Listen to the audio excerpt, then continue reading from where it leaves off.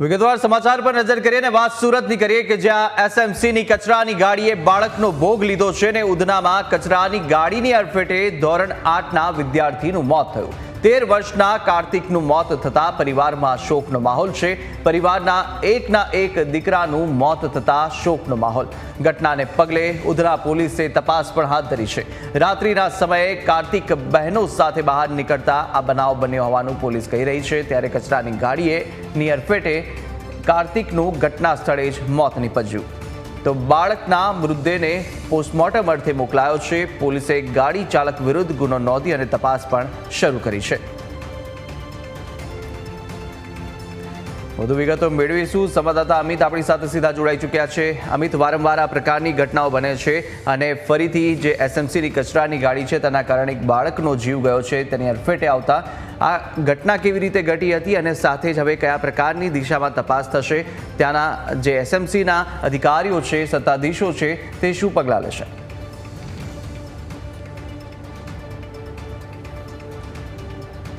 ચોક્કસથી આ સમગ્ર ઘટનાની વાત કરવામાં આવે તો આ 13 વર્ષનો જે વિદ્યાર્થી છે કાર્તિક, તે પોતાના પરિવારના સભ્યો સાથે ગઈકાલે રાત્રે ઘરની બહાર નીકળ્યો હતો, ટુ વ્હીલ પર હતો।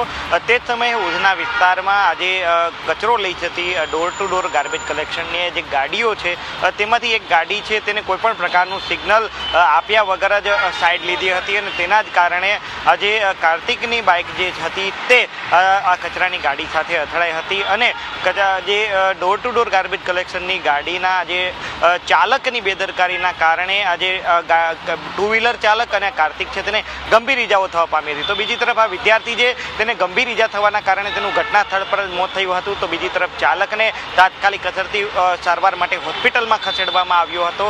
હાલ તેની સારવાર છે ચાલી રહી છે। બીજી તરફ કાર્તિકનું મોત થયું હોવાને લઈ ઉધના પોલીસ પણ ઘટના સ્થળ પર પહોંચી હતી। પોલીસે આજે બાળકના મૃતદેહને પોસ્ટમોર્ટમ માટે ખસેડ્યો છે। બીજી તરફ આજે બાળકના પરિવારના સભ્યો છે તેઓ કહી રહ્યા છે કે કચરાની ગાડીના ચાલકે કોઈપણ પ્રકારનું સિગ્નલ આપ્યા વગર જ પોતાનું વાહન છે ટર્ન લીધું હોવાના કારણે આ ઘટના બની છે અને આ ઘટનામાં વાહન ચાલક છે તેની સામે કડકમાં કડક કાર્યવાહી થવી જોઈએ। પરંતુ હજુ સુધી જે સુરત મહાનગરપાલિકા દ્વારા આ બાબતે કોઈ કાર્યવાહી કરવામાં નથી આવી। ત્યારે આગામી દિવસોમાં આ વાહન ચાલક સામે કોઈ કાર્યવાહી થાય છે કે નહીં તે જોવાનું રહ્યું। પરંતુ પરિવારની એક જ માગણી છે કે આ જે વિદ્યાર્થી છે તે બે બહેનોનો એકનો એક ભાઈ હતો, તેના મોત પાછળ આજે જવાબદાર વ્યક્તિ સામે કડકમાં કડક કાર્યવાહી થવી છે। જો કે આ પહેલી ઘટના નથી, અગાઉ સુરતના આજે વરાછા પોલીસ સ્ટેશન વિસ્તારના જગદીશનગરમાં પણ ડોર ટુ ડોર ગાર્બેજ કલેક્શનની ગાડીએ કાબુ ગુમાવ્યો હતો। ચાલકે કાબુ ગુમાવતા કચરાની ગાડી બેકાબુ બની હતી અને 3 થી 4 વાહનોને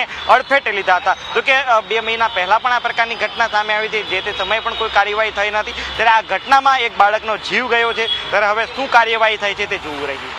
જી બિલકુલ બિલકુલ। અને અમિત, કોઈ પણ જે સત્તાધીશ છે કાં તો કોઈ અધિકારી છે તે ઘટના સ્થળે આવ્યું હતું અને શું તેમના દ્વારા કોઈ નિવેદન આપવામાં આવ્યું છે, કોઈ તપાસ કરવામાં આવી છે આ ઘટનાને લઈને? અને પરિવારજનો શું માંગ કરી રહ્યા છે? જે પીડિત પરિવાર છે તેમની માંગ શું છે અને સ્થાનિકોનું કહેવું શું છે? કારણ કે અગાઉ પણ જે રીતે આ ઘટના ઘટી હતી ને ત્યારબાદ ફરીથી હવે એક બાળકનો જીવ ગયો છે આ ઘટનામાં, તો શું સ્થાનિકોની માંગ છે?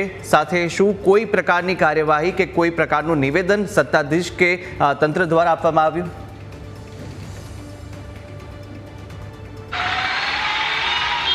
જી ચોક્કસથી હજુ સુધી કોઈ સત્તાવાર નિવેદન છે તે તંત્ર દ્વારા આપવામાં આવ્યું નથી। બીજી તરફ ગંભીર વાત એ છે કે આ ઘટના બની છે, પોલીસ ઘટના સ્થળ પર પહોંચે છે, પરંતુ સુરત મહાનગરપાલિકાના એક પણ અધિકારી આ ઘટના સ્થળ પર પહોંચ્યા ન હતા અને હજુ સુધી પણ અધિકારીઓ દ્વારા પરિવારનો સંપર્ક કરવામાં આવ્યો નથી। પરિવારે એકનો એક આ 13 વર્ષનો વાલસોયો દીકરો ગુમાવ્યો છે અને એ પણ આજે ગાર્બેજ કલેક્શનની આ જે ગાડી છે તેના ડ્રાઈવરના બેદરકારીના કારણે જ્યારે બાળકનું મોત થયું છે। ત્યારે હજુ સુધી સત્તાવાર રીતે કોઈ પણ પ્રકારની જાહેરાત છે તે તંત્ર દ્વારા કરવામાં નથી આવી। ડ્રાઈવર સામે શું પગલાં લીધા છે તેની પણ કોઈ પણ પ્રકારની માહિતી આપવામાં નથી આવી અને પરિવાર છે, બાળકના પિતા છે, એક જ માગણી કરી રહ્યા છે કે આ ડ્રાઈવર છે તેની સામે કડકમાં કડક કાર્યવાહી થવી જોઈએ, જેથી કરીને અન્ય આજે આ પ્રકારના સરકારી વાહનો ચલાવનાર જે વાહન ચાલકો છે તે આ ઘટના પરથી બોધપાઠ લે અને પોતે બેદરકારી ભરી રીતે વાહન ન ચલાવે। જો કે વખતો વખત ક્યારેક સિટી બસના ચાલકોની બેદરકારી સામે આવે છે, સિટી બસની અડફેટે લોકોના મોત થયા હોવાના કિસ્સા સામે આવે છે, ગાર્બેજ કલેક્શનની ગાડીઓ બેફામ